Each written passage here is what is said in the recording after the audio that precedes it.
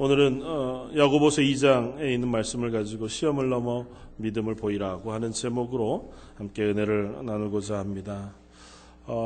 특별히 야고보서라고 하면 저희들이 그 야고보서에 나와 있는 이 말씀 때문에 조금은 부담을 갖고 바라보게 되어지는 말씀 중에 하나이기도 합니다. 야고보서를 쓴 야고보 사도는 예수님의 형제 중에 한 사람이었고 12사도 중에 한 사람은 아닙니다. 12사도 중에 있는 야고보가 아니라 예수님의 형제 중 한 사람이었던 야고보로 초대 예루살렘 교회의 감독이었던 분입니다. 그분이 흩어지 많은 교회들을 향해서 편지하면서 야고보서를 쓰고 있는데 특별히 다른 것 아니라 너희들의 믿음 그것이 너희의 행함으로 증명되어지고 드러나고 고백되어져야 할 것에 대하여 강력하게 했습니다. 그래서 오늘 우리가 읽은 말씀처럼 믿음은 있다고 얘기하는데 그 믿음으로 인한 삶, 행위가 보이지 않는다면 과연 그 믿음을 어떻게 믿음으로 얘기할 수 있을 것이냐고 하는 질문을 합니다. 오늘 저와 여러분들이 그 말씀들을 한번 묵상해 보면서 오늘 나의 삶은, 나의 행동은 과연 나의 믿음을 증명해내고 있는가? 아니 조금 더 구체적으로 묻는다면 내 말과 내 행동, 지난 일주일이건 지난 그 삶들에서 내가 했던 행동과 내 말이 과연 무엇을 증명해내고 있나? 어떤 고백을 하고 있나? 그 말들이 정말 나는 하나님을 믿습니다. 하나님이 살아계십니다. 하나님이 나에게 복 주시는 분이신 것을 나는 믿습니다. 하나님께서 나와 동행하신다는 사실을 나는 믿습니다고 하는 믿음의 고백, 그것이 내 삶과 내 행동과 내 말을 통해서 증명되었는가 그 하는 것을 한번 물어보자는 것이고, 조금 더 나아가서는 이 제목처럼 우리들의 삶 속에 있는 수많은 시련들, 어려움들, 고난들, 시험들을 통과하면서 과연 그 앞에서 우리는 우리의 믿음을 어떻게 드러내고 고백하고 있는가를 한번 살펴보면 좋겠다는 생각이 듭니다. 추운 겨울이 계속됩니다. 겨울이 지겨우시죠? 되게 행복하신 분들도 아주 가끔은 있으리라고 믿습니다. 많은 겨울이 이렇게 막 계속되니까 참 지칩니다. 그래서 기왕이면 좀 따뜻한데 1년 12달 따뜻하고 좋은 데 있으면 좋겠다.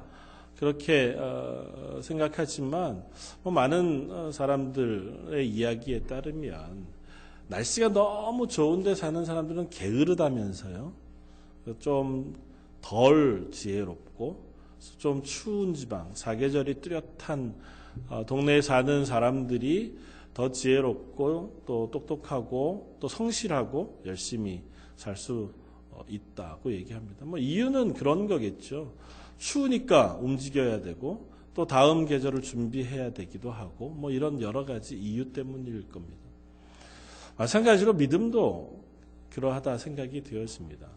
우리의 삶 속에 시험이 있고 고난이 있고 어려움이 있을 때 우리의 믿음은 확인되어지고 연단되어지고 자라간다 생각이 되었습니다. 그냥 안 자라도 좋으니까 편안한 대로 믿음 생활하고 싶습니다. 우리가 한번 오늘 말씀을 통해서 그것들을 살펴보면 좋겠어요. 과연 그러한가?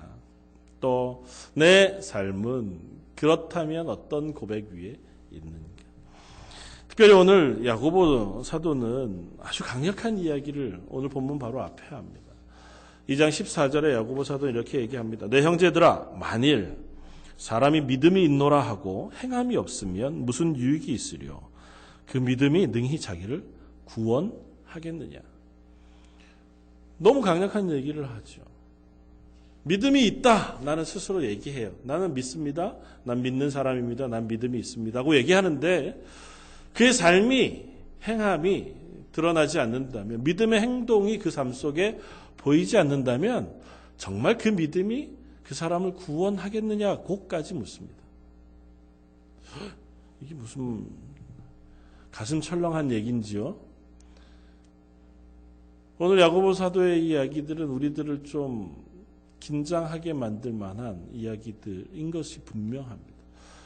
왜냐하면 우리의 삶 속에 믿음의 증거 혹은 믿음으로 사는 삶의 행동이 있느냐고 묻는다면 우리가 사실은 그렇게 선뜻 이야기하기가 쉽지 않거든요.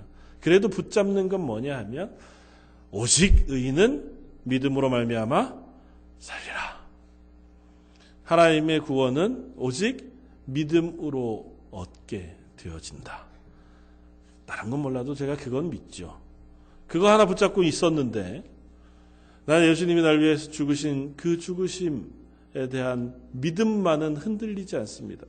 그거 하나 붙잡고 있었는데 이 야고보 사도는 그 믿음이 너를 구원하겠느냐고 얘기한단 말이죠. 어떻습니까? 야고보 사도는 왜 이렇게 얘기할까요? 야고보 사도가 얘기하는 것은 이것입니다. 너 구원받기 위해서는 행함이 있어야 된다고 얘기하지 않습니다. 구원받는 믿음이라는 것의 일부, 그 안에 내포되어져 있는 일부가 바로 행함이라는 것입니다. 그러니까 믿음이라는 것에 행동과 삶을 따로 떼어낸 믿음은 없다는 거예요. 믿음은 머릿속에 확신, 지식, 깨달음, 그것으로 딱 떨어져서 믿음이라고 얘기하고 그것으로 드러내는 삶은 행동, 그것은 믿음과 분리된 삶이라고 얘기하지 않고 믿음이라는 것 속에 믿음으로 사는 삶이 포함되어 있다는 것입니다. 가끔 목사님들의 설교 가운데 히브리어에서 얘기하는 알다라고 하는 단어의 설명을 들으신 적이 있을 거예요. 알다라고 하는 단어는 보통 히브리어는 특별히 지식으로 그 사람의 무엇인가를 알거나 무엇을 지식적으로 알고 있다는 것에 그치지 않고 사람과 사람 사이에 인격적인 관계, 친밀한 관계가 맺어져서 그 사람을 알게 되어질 때 그것을 알다라는 표현을 써요. 그러니까 믿음이라는 단어도 마찬가지입니다. 하나님을 머릿속에서 안다고 하는 의미가 아니라 그 하나님의 말씀과 그 하나님의 뜻을 내 삶 속에서 깨달아 아는 거예요. 그래서 그분을 믿음으로 그 믿음의 행동, 결과가 내 삶 속에 드러나는 것을 이야기합니다. 조금 나아가서 얘기하면 그 사람의 행동을 보면 그 사람의 믿음을 알 수 있다는 거예요. 여러분들의 행동을 보면 여러분들의 믿음을 알 수 있습니까? 여러분들의 믿음은 어떻습니까? 야고보 사도는 오늘 본문 좀 넓게는 14절부터 26절까지의 말씀을 하나의 본문으로 이야기하고 있는데요. 이 말씀의 마지막을 이렇게 씁니다. 26절 영혼 없는 몸이 죽은 것 같이 행함 없는 믿음은 죽은 것이니라. 얼마나 강력하게 얘기해. 너 믿음이 있다고 얘기하냐? 너 그 믿음이 널 구원하겠니? 영혼이 없는 육체가 아무것도 아닌 죽은 시체와 같은 것인 것처럼 행함이 하나도 없는 믿음은 죽은 것이다. 너의 믿음은 어떠하냐고 묻는 것입니다. 그러면서 믿음의 본질, 참 믿음이라고 하는 것에 대한 설명을 몇 가지 예를 들어서 설명합니다. 14절 이하에 이렇게 씁니다. 첫 번째 제일 쉬운 예를 한번 들어보자는 거죠. 15절 만일 형제나 자매가 헐벗고 일용할 양식이 없는데 너희 중에 누구든지 그에게 이르되 평안히 가라, 덥게 하라, 배부르게 하라 하며 그 몸에 쓸 것을 주지 아니하면 무슨 유익이 있으리요. 이와 같이 행함이 없는 믿음은 그 자체가 죽은 것이라. 누가 내 사랑하는 내 형제 혹은 친구 그들이 물질이 없어서 굉장히 어려운 지경에 처했습니다. 곤란한 지경에 처했어요. 딱 간단하게 오늘 먹을 게 없습니다. 그걸 보고 야, 참 먹을 게 없으니 힘들겠다. 그래도 하나님이 너 회복시켜 주실 거야. 너 참 네가 배불리 먹고 좀 부자가 되면 좋겠다. 위로하고 격려하고 보냈습니다.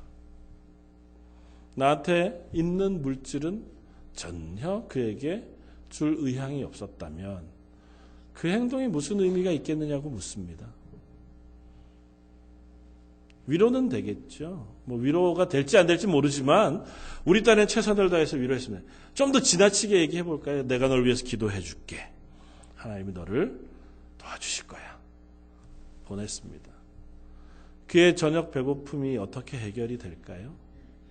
결국은 그게 해결되지 않겠느냐고 야고보 사도는 말하는 겁니다. 그 뒤에 조금 더 강하게 이야기합니다. 19절 내가 하나님은 한 분이신 줄을 믿느냐? 잘 하는도다. 귀신들도 믿고 떠느니라. 허탄한 사람아. 귀신들도 하나님은 한 분이신 줄 알고 믿고 그것 때문에 두려워한다고. 마태복음부터 요한복음까지 예수님의 이 기사들을 쭉 써놓은 성경을 보면 예수님이 귀신 들린 사람들을 많이 고치셨습니다. 그러면서 귀신들을 내어 쫓으세요.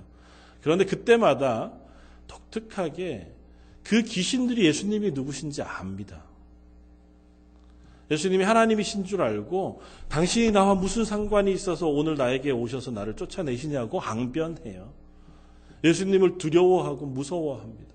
심지어 예수님과 같이 다니는 제자들이 예수님이 누구신지 모를 때도, 예수님이 하나님의 아들이신지도 모르고 예수님이 누구신지 정확히 모르는 무지한 상태에 있을 때에도 아무도 모르는 그때 귀신은 예수님이 하나님이신 줄을 알아요.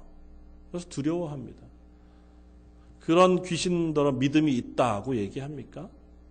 그렇지 않잖아요. 귀신도 하나님이 한 분이신 줄 알아요. 하나님이 전능하신 하나님이신 줄 압니다. 그렇다고 해서 그 귀신을 믿음이 있다, 구원받았다고 얘기하지 않습니다. 너는 어떠니? 이렇게 묻는 겁니다. 여러분들은 어떻습니까? 하나님이 한 분이신 줄 아십니까?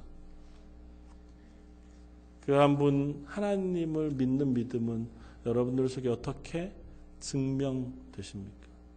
귀신들은 하나님이 한 분이신 줄은 알아도 하나님 뜻대로 행하지 않습니다. 하나님 말씀에 순종하지 않죠. 여러분들은 어떻습니까? 하나님 한 분이신 줄 믿고 하나님의 구원이 나에게 허락되어진 줄 믿으십니까? 여러분들의 삶은 그 하나님 말씀에 순종하시는 삶을 살고 계십니까? 한 예를 그 뒤이어서 듭니다. 오늘 우리가 함께 읽었던 본문 말씀 20절 헛한한 사람아 행함이 없는 믿음이 헛것인 줄을 알고자 하느냐. 우리 조상 아브라함이 그 아들 이삭을 제단에 바칠 때 행함으로 의롭다 하심을 받은 것이 아니냐. 아브라함의 예를 듭니다. 아브라함의 이야기 창세기 22장에 나오는 이 이야기를 들면서 아브라함이 하나님 앞에 믿음으로 의롭다 하심을 얻었지만 그의 행위로 그의 믿음을 확증한 것이 아니냐. 그렇게 이야기합니다. 아브라함의 이야기는 또 오늘 우리가 살펴볼 중요한 주제 중에 하나입니다. 하나님은 왜 아브라함에게 그와 같은 일을 요구하셨을까요? 창세기 22장에 보면 믿음의 조상이 되어진, 그래서 믿음으로 백세나 되어 하나님의 약속을 믿고 얻은 아들 이삭을 하나님이 제물로 바치라고 하는 요구를 합니다. 말도 안 되는 요구를 하시는 거죠. 어떻게 하나님이 이렇게 비상식적인 요구를 하시는지요? 하나님은 인간을 제물로 바치는 제사를 극히 싫어하십니다. 그건 경멸하시고 미워하세요. 그런데 그 하나님이 백세에 얻은 아들을 제물로 바치라는 요구를 하세요. 아브라함에게 왜 이런 요구를 하실까요? 그리고 나서 이 시험을 통과한 아브라함에게 이렇게 얘기하십니다. 창세기 22장 12절에 사자가 이르되 그 아이에게 내 손을 대지 말라. 그에게 아무 일도 하지 말라. 내가 내 아들 내 독자까지도 내게 아끼지 아니하였으니 내가 이제야 내가 하나님을 경외하는 줄을 아노라고 말씀하세요. 아들을 제물로 바치라고 하는 이야기를 듣고 사흘 길을 아무 말 없이 아들 이삭을 데리고 가서 모리아산에 올라가 제단을 쌓고 그 위에 아들을 꽁꽁 묶어서 올려놓은 후에 칼을 들어서 그 아들을 찔러 죽이려고 하는 바로 그때에 하나님께서 사자를 보내셔서 그를 말리십니다. 그리고 하신 말씀이에요. 이제야 내가 나를 경외하는 줄을 내가 알겠다. 하나님 모르셨을까요? 그전에는 아브라함이 하나님을 믿는지 모르셨기 때문에 이거는 네가 통과해야만 내가 확인할 수 있겠다. 그래서 사랑을 확인하고 계신 겁니까? 하나님 아브라함의 믿음을 의로 여기셨다고 하는 표현은 이미 훨씬 전에 나옵니다.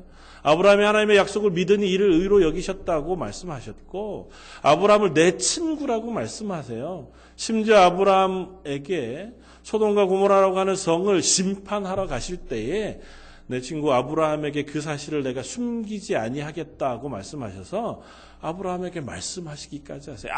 아무하고도 얘기 안 해요. 그 비밀 이야기를 아브라함한테 하신다고요. 아브라함이 하는 기도를 들으셔서 소돔과 고모라를 향하신 그 심판을 유보하시기까지 하세요.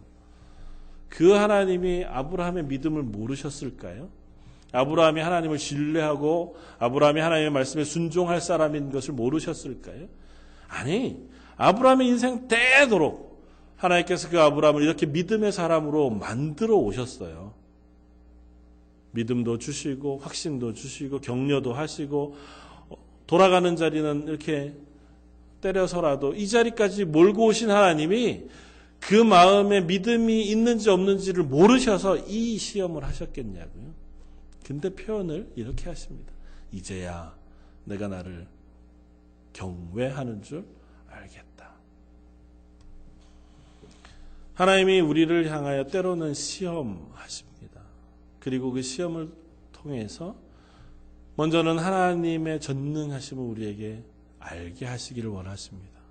또 그 과정을 통해서 우리가 하나님을 믿는 믿음의 고백을 하게 하시기를 원하십니다. 그래서 성경은 종종 믿음의 길을 가는 우리들에게 하나님의 시험이 오히려 우리의 믿음의 연단이 되어진다고 하는 사실을 선언합니다. 야고보 사도도 그렇게 했습니다. 오늘 본문을 시작하는 야고보 사도는 1장 2절에 이렇게 이야기합니다. 내 형제들아 너희가 여러 가지 시험을 당하거든 온전히 기쁘게 여기라. 이는 너희 믿음의 시련이 인내를 만들어내는 줄 너희가 알미라. 인내를 온전히 이루라. 이는 너희로 온전하고 구비하여 조금도 부족함이 없게 하려 함이라. 시험당하고 있는 성도들, 특별히 이 초대교회는 수많은 박해가 있었지 않습니까? 박해뿐 아니라 여러 가지 이유로 삶의 어려운 자리를 걸어가고 있는 우리들에게 하나님 말씀하십니다. 시험을 당하거든 그것이 오히려 그 과정을 통하여 내게 인내가 주어지고 인내로 훈련하셔서 그 인내를 통하여 우리에게 믿음을 더 완전하게 하시고자 하시는 하나님의 은혜라는 사실을 너희가 기억했으면 좋겠다. 그러므로 그 시험을 통과하면서 너희의 온전해진 믿음의 고백을 너희의 삶 속에 드러내고 고백하기를 바란다는 것입니다. 혹 여러분들의 삶 속에 어려운 삶의 자리를 지나가고 계신 분들이 계십니까? 도대체 무슨 일인지 잘 모르겠고 왜 내게 이런 어려움과 고난이 닥쳤는지 모르시겠다면 그 과정 속에서 하나님이 우리에게 그 믿음의 고백을 받으시고 그것 가운데 은혜 베푸시기를 기뻐하시는 하나님의 그 계획이신 줄 믿으시기를 바랍니다. 네, 한편 또 이런 마음이 있어요. 그러면 모든 고난은 다 하나님의 은혜입니까? 가끔 보면 분명히 자기가 잘못했는데 저거는 자기가 범죄하거나 자기가 실수하거나 잘못해서 만나는 어려움인데 하나님이 요즘 나에게 얼마나 연단을 주시는지 하나님이 내게 이 시련을 통과해서 뭘 주시려는지 나 참 하나님이 주시는 시련 때문에 어렵다 이렇게 얘기하시는 분들이 있어요. 그렇습니까? 그렇지는 않아요. 그래서 야고보 사도는 이렇게 얘기합니다. 1장 13절. 사람이 시험을 받을 때에 내가 하나님께 시험을 받는다 하지 말지니 하나님은 악에게 시험을 받지도 아니하시고 친히 아무도 시험하지 아니하시느니라. 하나님은 우리를 넘어뜨리기 위해서 우리를 시험하시지 않으세요. 그러나 단어의 차이인데요. 혹시 그걸 우리가 이렇게 구분해 볼 수 있습니다. 하나님이 하시는 시험은 테스트, 우리를 연단하기 위해서 우리의 믿음을 테스트하기 위한 것이고, 이렇게 스스로가 넘어지거나 우리를 유혹하는 시험은 사탄으로부터 주어진 유혹, 템프테이션일 수 있다고 하는 이야기를 합니다. 그런데 그걸 구분하기가 참 어려워요. 하나님 우리를 시험하지 않으신다. 우리를 넘어뜨리기 위해서는 시험하지 않으신다고 말씀하시지만 성경은 곳곳에서 하나님이 우리를 시험하신다고 말씀하세요. 말씀 묵상하는 본문 가운데 오늘 주일 본문이 창세기 15장입니다. 창세기 15장 오늘 성경 본문이 마침 그 본문이에요. 이스라엘 백성이 출애굽해서 홍해를 지나 광야로 들어갔습니다. 그런데 3일 동안이나 이 사막 가운데에서 물이 없이 길을 가요. 3일째 되던 곳에 도착한 곳에서 물을 얻게 되어졌습니다. 근데 마침 그 물이 쓴 물이에요. 쓴 물이라고 하는 표현은 맛이 쓰다는 것이 아니고 먹었을 때 사람들로 하여금 배탈을 일으키거나 사람이 먹을 수 없는 물이었어요. 그래서 사람들이 그것을 마라, 쓴 물이라고 이름을 붙였습니다. 그리고 원망합니다. 출애굽기 15장 24절 백성이 모세에게 원망하여 이르되 우리가 무엇을 마실까 하매 모세가 여호와께 부르짖었더니 여호와께서 그에게 한 나무를 가리키시니 그가 물에 던지니 물이 달게 되었더라. 거기서 여호와께서 그들을 위하여 법도와 율례를 정하시고 그들을 시험하실세 이르시되 너희가 너희 하나님 나 여호와의 말을 들어 순종하고 내가 보기에 의를 행하며 내 계명에 귀를 기울이며 내 모든 규례를 지키면 내가 애굽 사람에게 내린 모든 질병 중 하나도 너에게 내리지 아니하리니 나는 너희를 치료하는 여호와임이니라. 마라에 쓴 물을 이 모세로 하여금 어떤 나뭇가지 하나를 던지게 하셔서 달게 만드셔요. 그러니까 사람이 먹어도 괜찮은 물을 만드십니다. 어쩌면 쓴물을 먹고 배탈 난 사람들을 그 물을 먹고 낫게 하셨겠죠.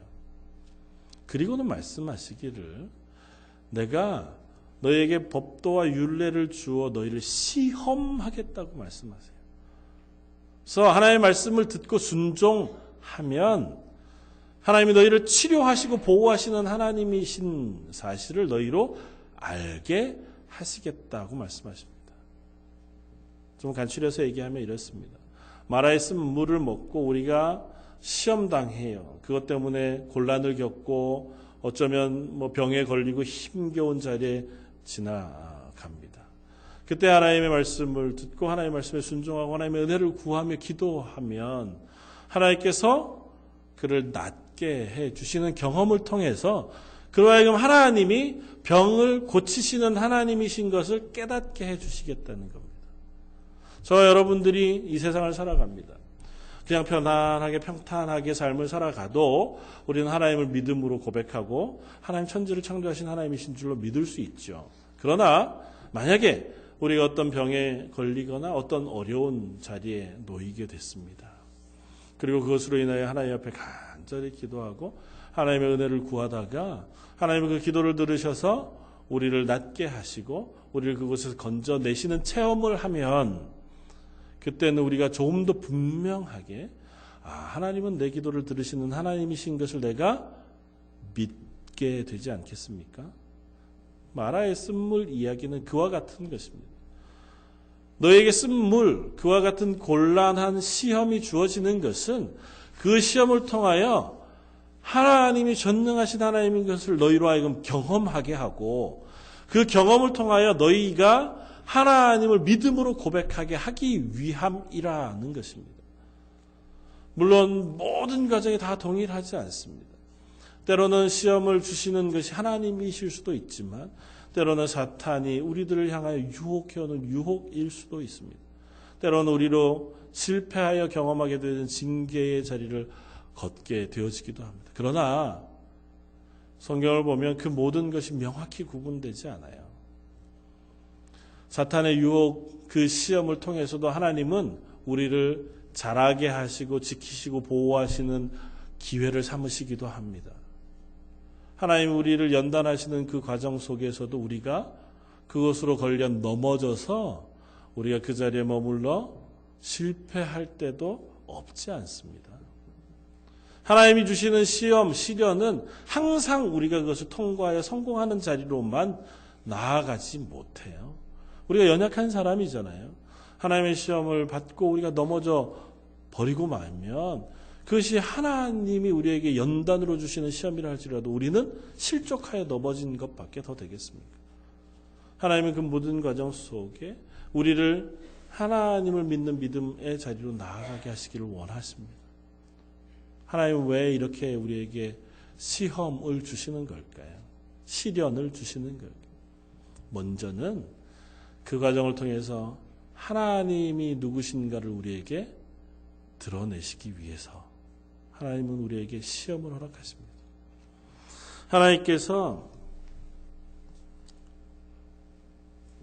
이 시험과 시련의 과정을 통과하는 그 사람 속에 이 시험을 이기고 넘어서는 그 사람 속에 하나님이 얼마나 전능하시며 우리를 사랑하시는 하나님이신가에 대한 고백을 확인하게 하십니다. 그리고 그것까지 가게 하기 위해서 하나님은 이 시험을 통해서 우리의 밑바닥을 드러내십니다. 네 마음속에 자리 잡고 있는 것이 무엇인지를 이 시험을 통과하면서 확인하게 됩니다. 평소에는 잔잔한 것 같이 깨끗한 것 같은 우리의 심령이 시험을 만나 흔들리고 나면 그 바닥에 가라앉아 있던 죄의 모습들, 악함들이 들어 올라와서 우리로 하여금 표현하게 하는 것을 봅니다.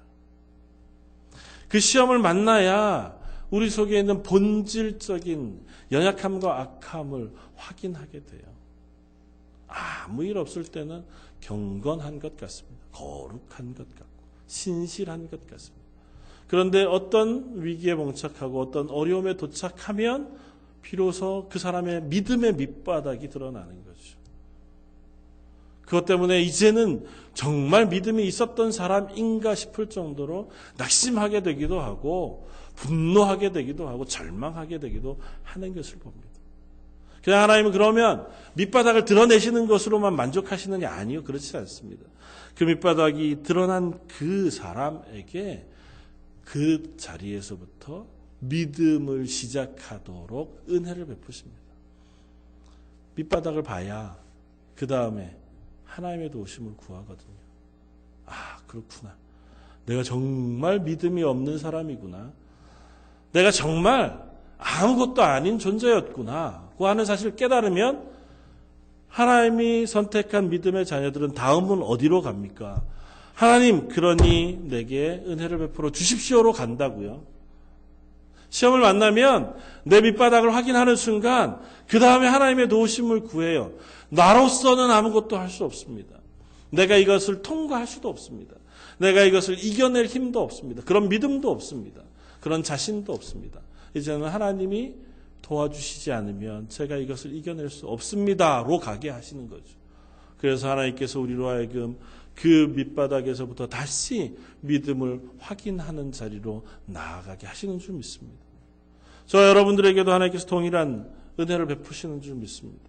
우리가 약한 그때에 하나님의 강하심으로 은혜를 베푸셔서 이제는 그 경험이 우리와 하여금 믿음의 삶을 살아가게 하는 씨앗이 되게 하세요.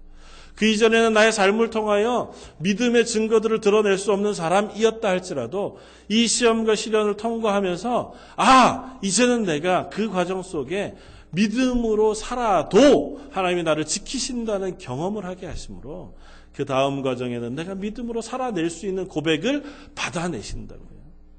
아브라함으로 하여금 그 믿음의 고백을 받아내신 하나님, 그 믿음의 고백이 끝이 아니라 그 믿음의 고백이 우리에게 보여주는 본이 되어지는 줄 믿습니다.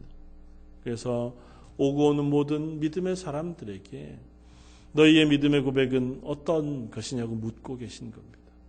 그러면서 저와 여러분들이 우리의 삶의 자리에서 내 삶으로 행동으로 말로 하나님은 살아계시고 하나님은 전능하신 하나님이신 것을 증명해내기를 원하시는 줄 믿습니다. 사랑하는 성도 여러분, 저와 여러분들에게 혹 고난이 있거나 어려움이 있다면 그 시간이 하나님 앞에 믿음의 고백을 확인할 수 있는 시간인 줄 알아서 우리가 그 자리에서 하나님 앞에 믿음으로 고백하며 나아가는 성도들이 되기를 주님의 이름으로 축원을 드립니다. 혹 그것이 힘들다면 나의 믿음으로는 그 정도까지는 안 됩니다. 지금 그냥 하루하루 이렇게 신앙생활하는 것도 버겁고 교회 나와 출석하는 것도 너무 어렵습니다. 고 고백이 되어지시거든 그 믿음을 허락해 주시기를 기도하는 자리에 설 수 있기를 바랍니다. 하나님이 결코 우리와 하여금 하나님을 머리로만 아는 사람 만드시기를 원하시지 않습니다.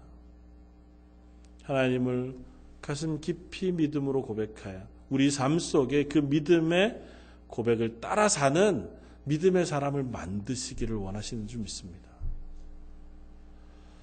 저와 여러분들이 자주 하는 이야기가 있습니다. 가장 좋은 전도, 오늘 선교 주일이니까 혹 선교는 다른 것이 아니라 삶으로 하는 것이다. 그래서 굳이 말로 가서 예수 믿으라고 전하는 것보다 내가 삶으로 예수 믿는 삶을 살아내므로 그 사람들이 예수를 믿게 하는 것이 제일 좋다. 너무 좋죠. 당연합니다. 그런데 그게 핑계가 돼서는 안 됩니다. 내가 전도하지 않는 핑계를 대기 위해서 말로 하는 전도보다 삶이 더 중요해라고 얘기하면 안 돼요.